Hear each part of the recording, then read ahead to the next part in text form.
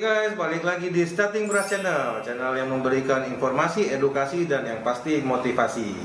Starting Brush, Lapa.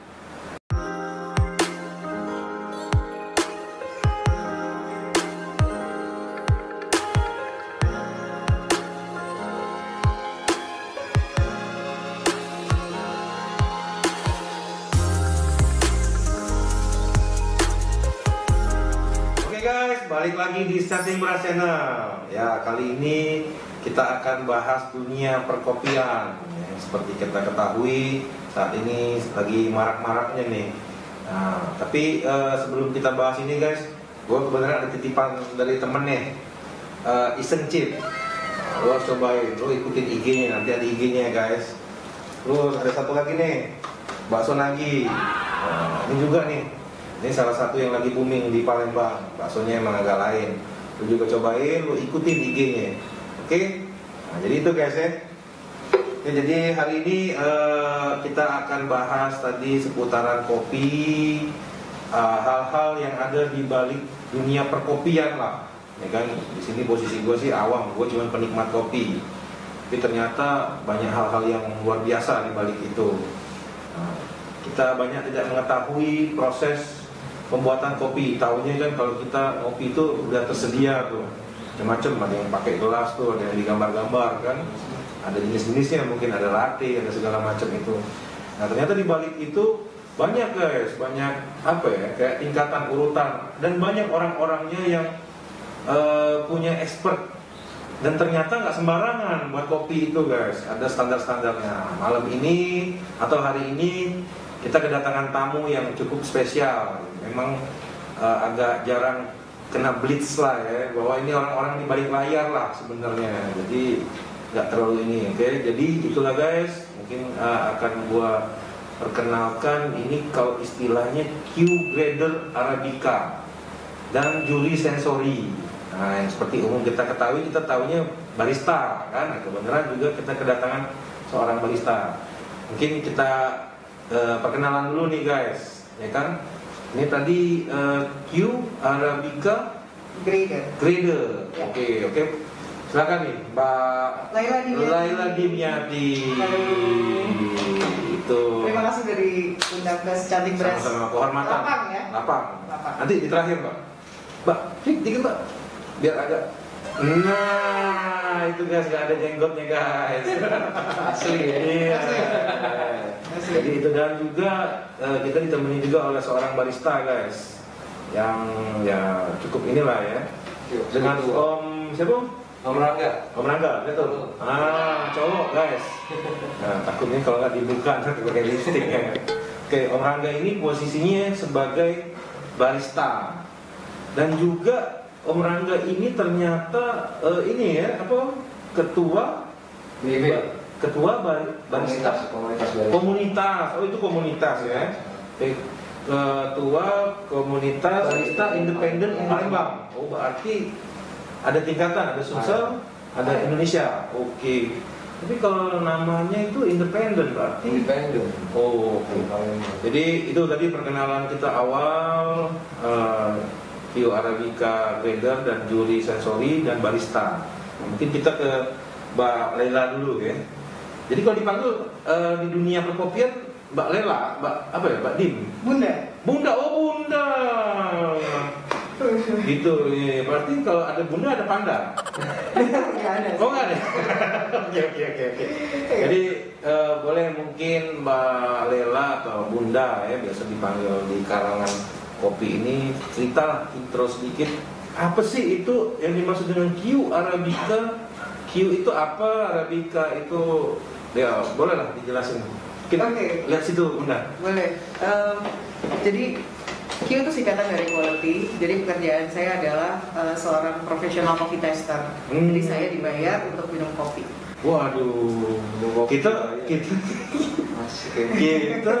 minum kopi bayar ya, ini dibayar. Oke. Nah, pekerjaannya sebenarnya sederhana sih. Tugasnya adalah menggrading kopi. Grading itu menggrading itu adalah grade. menggrade Grade. Oke. Memisahkan kopi berdasarkan kelasnya. Kelasnya. Oh. Lalu kemudian terus dipanggang lalu dicicipi, lalu kita akan memberikan nilai. Roasting, panggang. Iya betul. Di roasting ya. Lalu Kita pakai istilah perkopian juga biar masyarakat agak kenal lah ya kan. Betul. Oke. Lalu kemudian diberikan nilai dan nilainya berupa sebuah score sheet yang nantinya itu boleh diperlihatkan. Score sheet itu lembar penilaian ya. Betul, Oke. score sheet adalah lembar penilaian yang bisa dilihat oleh siapa saja untuk menandakan bahwa kopi ini sudah di grade. Oke, sekarang siapa yang butuh untuk kopinya di grade? Apakah ada standar atau apa? Itu internasional loh Pak? Internasional. Internasional, oke. Jadi semua yang ingin menggrade kopinya boleh mengajukan kopinya kepada saya. Oke. Jadi biasanya petani atau prosesor. Jadi petani kopi belum tentu dia prosesor kopi. Karena boleh nggak Bunda agak cerita itu prosesor itu apa, petani, mungkin kan masyarakat banyak yang awam nih. Nah, coba agak di ini Bunda. Baik, jadi kalau petani ya menanam kopi lalu sampai memanen.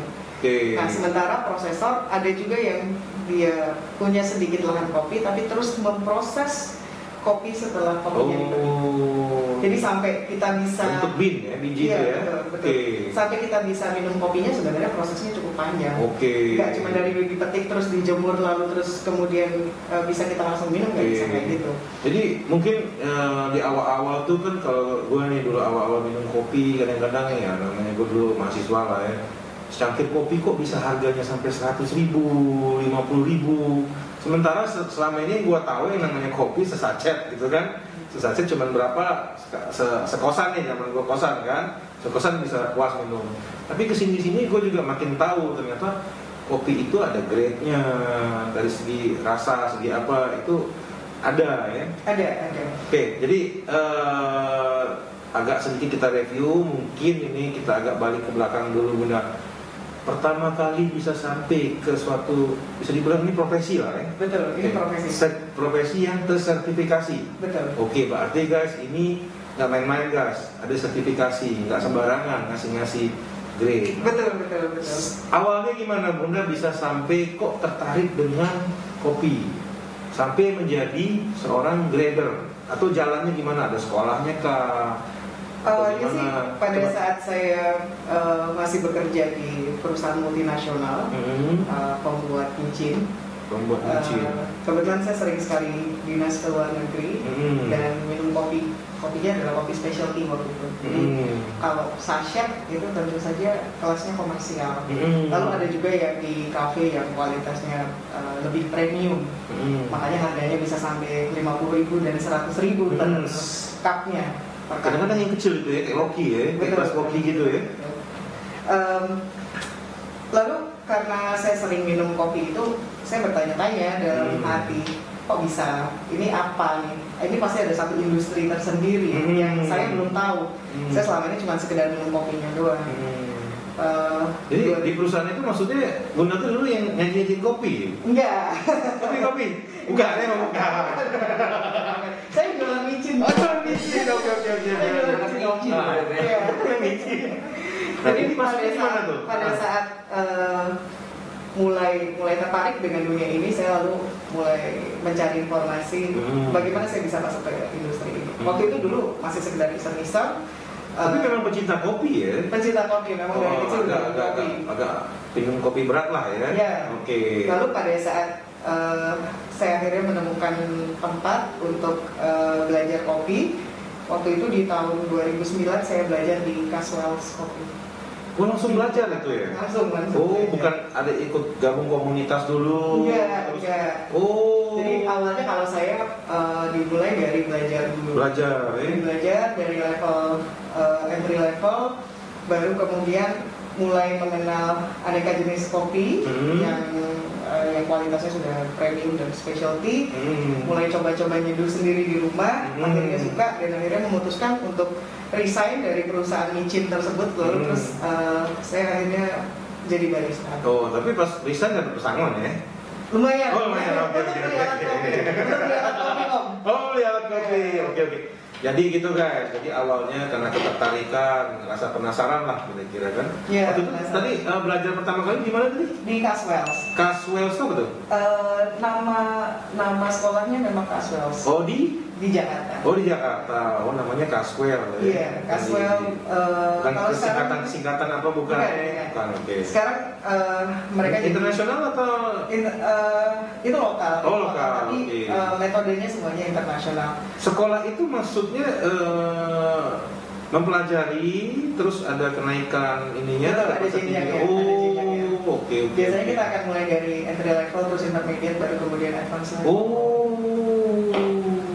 Itu kan bisa dibilang suatu bidang apa ya, kayak keterampilan, kekhususan. Betul. Kalau yang kita tahu kan ya ekonomi gitu-gitu ya. Ini sebenarnya kan termasuk dalam seni craftsmanship kan. Oh, ya kan sekarang apalagi sekarang pemerintah Bikraf tuh lagi mungkin salah satu industri yang dari kafe-kafe nantinya yang ke sana kan. Menjadi bagian dari industri. Iya, oke. Jadi yang kita ketahui kan dulu yang gue yang tahu nih kan ada, ini nggak apa-apa lah, bukan kita masuk ke kayak misalnya ada Starbucks, ada Coffee Bean, yang gitu-gitu ya, yang gue tahu kan gitu. Tapi dalam perkembangannya kalau itu kayaknya memang punya standar tertentu ya. Betul. Kopi itu, itu akan bicara tentang mulai dari kualitas biji kopi kali ya. Betul. Karena kan kita ketahui biji kopi di Indonesia ini kan termasuk yang lumayan diperhitungkan kan. Indonesia adalah produsen keempat terbesar di dunia. Keempat. Siapa yang kenal Arab kali ya? Brazil. Oh Brazil, oke. Nah, biji kopi sendiri itu yang ini tadi Q Grader Arabica. Betul. Yang gua tahu nih, sorry nih gua awam. Yang gua tahu ada Arabica dan satu lagi Robusta. Betul. Boleh nggak sedikit? Gue juga sebenarnya masih penasaran apa itu Arabica, apa itu Robusta. Oke. Arabica sebenarnya sedikit tidak diketahui oleh masyarakat banyak di Indonesia karena memang jumlah produksinya per tahun memang jauh lebih sedikit dibandingkan Robusta. Itu maksudnya dia dibilang Arabica itu lebih karena apa? Spesiesnya. Spesiesnya. Jadi kalau tumbuhnya tertentu di daerah tertentu atau bisa dibawa? Di ketinggian minimal 1000 meter di atas permukaan. Awalnya dari mana tuh biji itu? Kalau yang dari Ethiopia. Oh, Afrika. Itu awalnya dibawa mungkin sama pedagang diiniin. Dibawa pada saat kita masih zaman kolonial. Nah, Arabica ini agak lebih sulit tumbuh di Indonesia. Pertama dia harus di ketinggian minimal 1000 meter di atas permukaan laut.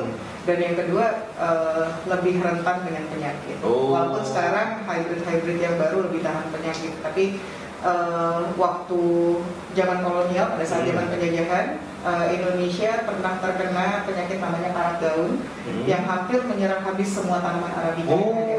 Akhirnya dengan VOC terus diganti dengan Robusta yang lebih gampang tumbuhnya, memiliki kadar kafein yang lebih tinggi dan juga hasil produksi per pohonnya lebih banyak. Kalau gue sok tahu dikit nih, kalau gue rasain kayaknya kalau Arabica tuh kita bicara keasaman kali ya. Betul. Lebih asam dibanding Robusta.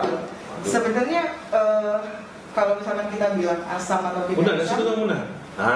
Sampai ke situ. Kalau kita lihat asam atau tidak asam itu sebenarnya sangat relatif karena ada juga Robusta yang diolah dengan baik memiliki kadar asam yang cukup tinggi. Dan banyak sekali juga Arabica yang memiliki rasa asam yang lebih rendah. Tapi semuanya sangat tergantung dengan varietas, sangat tergantung juga dengan proses panen dan hasil pemanggangan. Jadi bahasanya mungkin penilai lah ya. Iya, betul. Memberi grade tadi kan. Nah, terus juga juri sensori. Betul. Juri sensori itu apa tuh? Jadi kalau di dalam dunia ada kopi, kompetisi, ada pertandingan. Betul sekali. Jadi barista itu akan ada kompetisi dan kompetisi tahunan yang resmi Indonesia itu bernama Indonesia Coffee Events. Nah, Indonesia ada di atasnya internasional ada membawanya. Ada namanya World Coffee Events. World Coffee Event. Ya, jadi begitu dia menang di Indonesia Coffee Events akan dikirim ke World Coffee Events. Mulai kapan ada kompetisi-kompetisi? Sudah lama sekali sih. Sudah lama ya? Mungkin sekitar 2006 kayaknya. Sudah jadi juri tadi sejak 2017 secara resmi. Juri di Indonesia aja atau sempat juga ya? Sekarang udah di luar juga. Di mana? Saya terakhir kali ngejuri di Kamboja. Kamboja? Iya. Untung nggak di Myanmar ya. Di tahun 2019. Oh, 2019. Udah keliling ya. Asia tuh juga sempat mungkin Eropa atau baru di Asia aja. Baru di Asia kebanyakan. Karena event mulai dari 2020 sampai 2021 sampai sekarang masih terus dibatalkan. Oh, oke. Corona ya. Corona. Oke. Jadi itu tadi mungkin kompetisi ini juga menyangkut kayak inilah ya, kayak cek kali ya. Sama. Kurang lebih ya, bahwa memang penyajian suatu kopi itu ternyata ada standar. Yeah. Ya kita tahu kan seduh air panas sudah selesai. Yeah. Tapi kalau yang kita ketahui sekarang dari kopi, banyaknya toko-toko kedai-kedai kopi ini kan banyak tuh kita tahu ada jenis-jenis americano, espresso segala macem. Nah itu kan juga keahlian. Iya betul. Dan itu punya standar. Dan punya standar. Betul. Artinya enggak sembarang-sembarang buat kopi yang sebenarnya harusnya terstandar. Kurang lebih kan seperti itu kan. Makanya muncul kurang lebih profesi kayak grader tadi, juri tadi dipertandingkan kan. Itu apa feedback dengan adanya kejuaraan-kejuaraan ini untuk baristanya itu atau untuk yang ikut lomba itu? Pak, yang pasti adalah memperluas wawasan kita mengenai kopi itu sendiri dan yang jelas menaikkan skill dari si barista ini. Oh, jadi itu ya yang jelas feedback untuk dia naik nih ya, ini grade dia ya. Skillnya naik. Oh, skill naik, lalu kemudian terus juga itu pasti akan membantu dia lebih gampang untuk memberikan edukasi kepada konsumen. Sekarang kalau kita ngomong barista itu sebenarnya mereka itu bisa buat sendiri tempat kopi atau sebenarnya mereka juga akan di hire nantinya?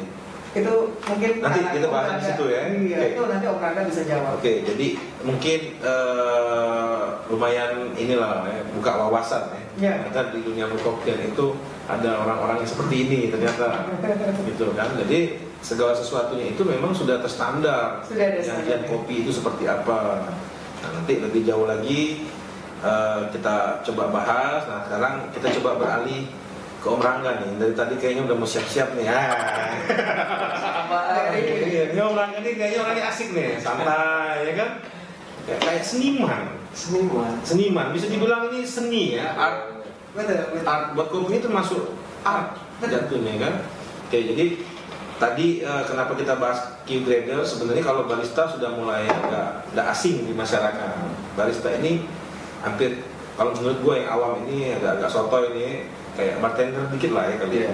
Meracik. Karena tadi kopi itu punya standar tertentu, makanya ada suatu profesi yang namanya barista. Om Rangga. Jadi bolehlah Om sedikit intro juga awal mula kenapa Om sampai menjadi seorang barista. Awal dulu Om. Kenalin dulu, intro dulu. Jadi dari situ Om. Dulu awal gua terjun itu 2010 ya. 2010. Awalnya bartender. Oh, memang awalnya bartender. 2007-2008 tuh udah start bartender. Jago dong, memang lempar botol ya? Lempar doang. Jadi tangkap. Oke. Apa Om yang paling, kalau bartender apa Om? Minuman yang paling disuka orang buatan Om? Koktail ya? Iya, koktail. Apa Om? Kalau di Palembang, maksudnya? Yang pernah Om ini. Lo pernah bikin kayak kamikaze. Apa tuh isinya apa aja? Isinya tuh kamikaze itu kayak vodka, ada gin juga. Ginnya ya. Campurannya pakai lime. Belum pernah. Ada Japanese slipper. Japanese slipper itu dia lebih smooth, ada cewek acidnya sedikit ya buat cewek. Agak manis, kontrol lah ya, kontrol. Jadi itu sedikit tes doang. Beneran enggak nih? Dulu itu. Iya. Jadi gue tukang yang di depan bartender. Jadi akhirnya dari situ, terus lanjut. Dulu mungkin 2009 itu Palembang juga dari kebartenderan lah kita ngomong, di tempat-tempatnya juga belum begitu luas kayak sekarang ya. Dulu tuh masih sedikit tempatnya, tempat kita kerja juga sudah sedikit gitu kan. Terus juga secara komunitas juga waktu itu belum perlu yang luas banget kayak sekarang gitu kan. Karena dulu kan kita masih zaman BB kali ya gitu. Informasi juga nggak sebegitu gampang entertain untuk ke situ tuh memang Palembang belum marak lah. Iya benar gitu.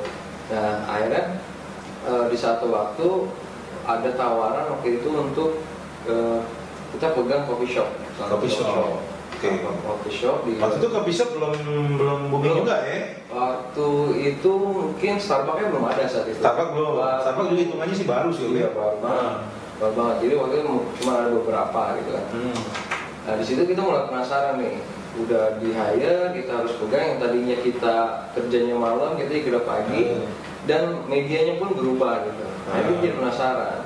Di situ ada mesin yang kita selama ini modalnya nggak pakai mesin kan, modalnya cuma shaker doang gitu kan. Alat-alatnya manual. Tapi yang dikenal tradisional brew tadi ya? Iya. Manual brew. Manual. Dulu di bartender itu semua manual.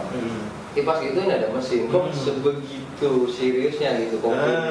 Karena awalnya kan kopi ya simpel banget gitu kan, cuma tinggal nyeduh air panas doang gitu, gitu kan kita tahu sama ini. Akhirnya kita penasaran karena harus megang juga nih, akhirnya kita harus tahu. Benar ada kesempatan juga untuk kita pergi ke Jakarta buat training juga. Oh dikasih kesempatan training sama sama tempat kerja dulu. Kerja, oke. Nah dari situ mulai tertarik bahwa dari situ kita baru tahu bahwa kopi ini semenarik ini dan seluas ini yang harus kita pelajari. Eksplornya itu nggak pernah berhenti. Oke. Dari situ kita mulai penasaran banget nih. Ternyata luar biasa. Luar biasa banget ternyata di kopi ini. Dari situ mulai terjun ke dalamnya. Jadi start 2010 kita udah mulai. Gitu. Jadi selepas itu ya karena di Palembang ini memang terbatas pada saat itu, training nggak ada, kita harus ke Jakarta. Termasuk yang pertama dong, berarti kurang lebih atau sudah ada mulai dulu ada beberapa, lagi juga pada saat itu belum marak orang disebut barista ya. Barista. Masih orang bartender. Gitu. Bartender. Di bar coffee shop pun orang. Artinya gini om, kalau mungkin di sini dulu nggak terlalu peduli lah mau barista mau apa, yang penting ada kopinya gitu kan, sampai kan. Nah, jadi dari situ berarti awal mula untuk pelatihan ya, dilatih dulu jenis-jenis kopi, cara buatnya kurang lebih gitu kan. Jadi om ngupgrade nggak? Ada sertifikat nggak? Ngupgrade nggak? Atau sebatas pelatihan itu aja? Sebatas pelatihan itu saat itu kan memang nggak ada di Palembang, susah kita nyari tempat waktu itu ya yang dananya cukup besar gitu kan.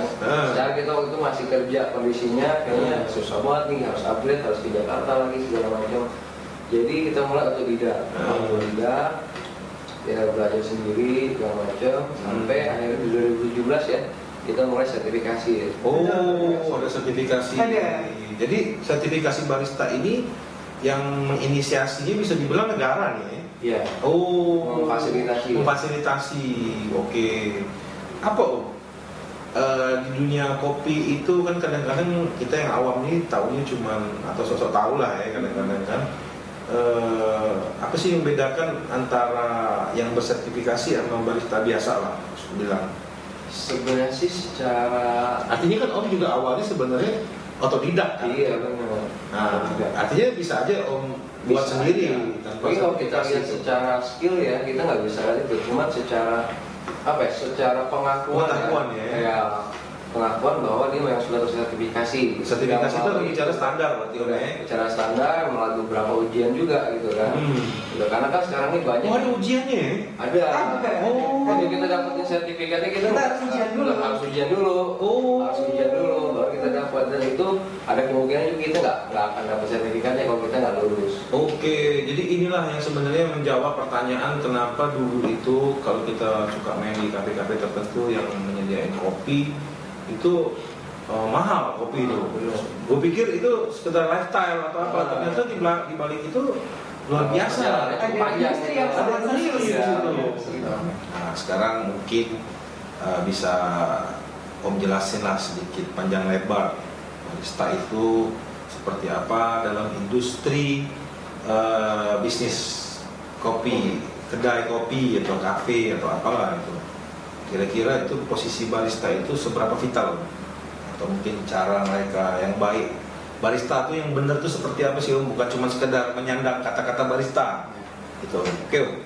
nggak seperti yang terjadi sekarang ya. Gimana tuh sekarang itu? Gitu.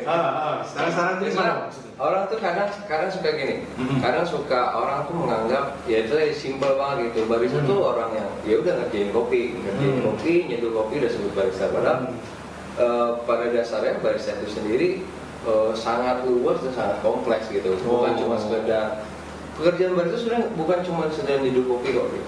Banyak di luar itu banyak. Gue juga bisa kalau gitu. Benar, ya siapa aja bisa.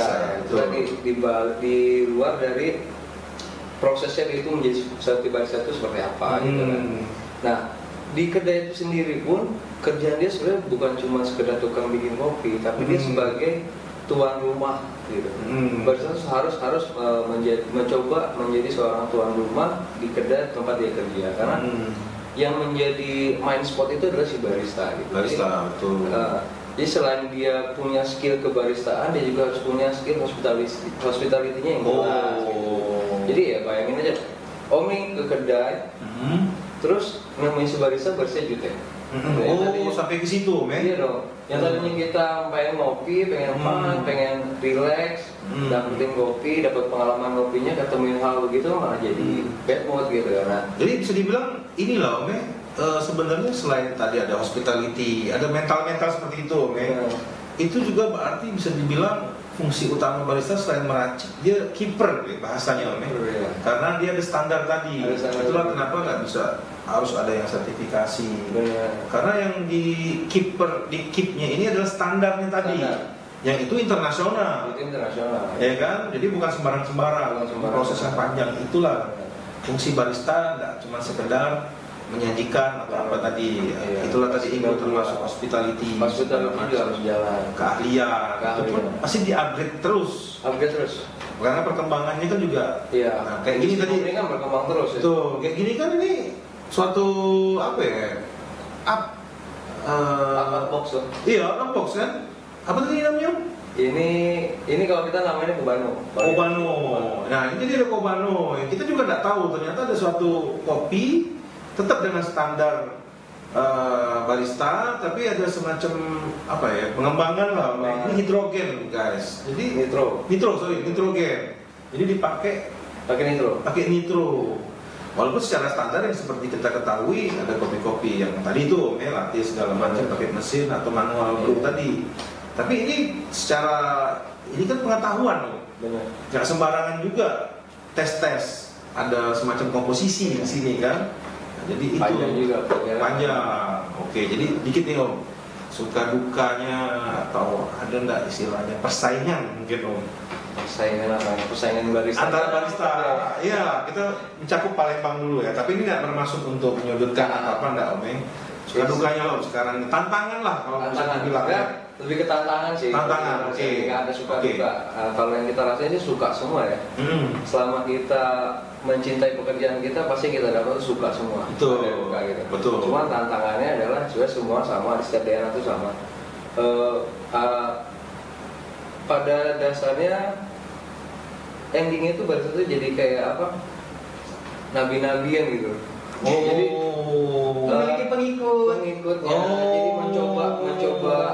mencoba apa ya? Menciptakan banyak pengikut, menciptakan paham-paham baru dan sebenarnya banyak yang melenceng dari standar-standar yang nggak ada sebenarnya. Karena kopi ini kan kita bicara standar, kopi bukan bicara.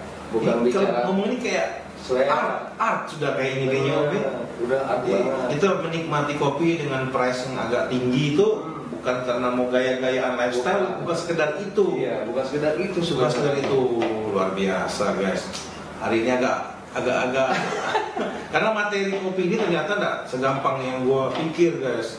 Sekedar sampai ke meja kita proses. Gue rasa kalau kayak proses ini bisa mudah dipelajari, tapi ada feel di sini nilai. Jadi kopi itu seperti apa? Bahkan cara menikmatinya gimana? Si end usernya itu penikmat kopi tadi. Gimana caranya kita menjadi ini? Semua informasi di dalam kopi ini sampai ke peminum. Itu berarti dinilai edukasi juga, edukasi. Iya. Hospitality juga jalan. Luar biasa. Bukan cuma sekedar nyeduh terus orang suruh minum. titik sampai itu nggak ada kelanjutannya. Oke, jadi tadi kita juga sempat bahas-bahas nih di awal, kayaknya materi kopi ini nggak cukup kalau kita di ruangan podcast ini. Kalau kita nanti agak sedikit challenge nih Om, mungkin kita main-main nih tempat Om. Nah, jadi agak demo. Silakan. Ya kan, nah ini untuk yang baristanya guys. Ternyata gue juga di challenge sama sang grader. Oke, tapi itu masih rahasia lah, surprise lah nanti. Jadi kita akan mengulik, mudah-mudahan nih kesampaian, karena keterbatasan waktu dan kesibukan sang grader ini, bunda grader ini. Ini suatu edukasi yang sangat penting bahwa tidak cukup sampai di situ, sampai di meja itu hulu hilir ya bisa dibilang kan. Ya, dari hulu sampai ke hilir. Ini bunda grader juga memberi kita kesempatan untuk benar-benar mengetahui apa dunia kopi, di balik dunia kopi itu, dan nggak cukup cuma sampai di konten hari ini. Nah, tapi sebelum kita sampai ke situ, ini kita challenge juga, masih kesempatan kita untuk melihat langsung guys di Anesti Coffee, ya kan, produce ini tatanya gitu-gitu Om. Nah, jadi itu guys, kalau kita bahas malam ini tidak akan cukup, ya kan. Sayang, maksud gue tuh ini suatu pengetahuan tentang kopi yang banyak, gue rasa orang banyak miss gitu kan. Dan ternyata kita juga baru tahu di dunia perkopian itu juga ada semacam tantangan. Mungkin ada juga yang sifatnya ego. Kayak bisa dibilang art, ya kan, kita bisa bilang bukan cuma sekedar minuman penghilang dahaga sekedar, bukan ternyata. Oke, jadi itulah guys konten kita malam ini. Untuk lebih lanjut, kayaknya ini bakal seru nih. Jadi kita bikin part lain nih Om. Gue datang nih Om. Siap. Tim Cicanting Beras akan datang ngulik nih apa sih barista. Baru nanti pamungkasnya nih, ya grader, sang grader. Gitu kira-kira kan, kemungkinan kita akan diajak ke suatu tempat. Jadi tunggu aja nanti kontennya. Jadi itu aja konten hari ini. Jangan lupa untuk terus tonton Cicanting Beras, terus like, dan yang penting juga subscribe. Oke, Bunda Grader, Bunda Grader dan Mr. Barista. Lebih lanjut kita lanjutkan nanti. Oke, Cicanting Beras, lapar.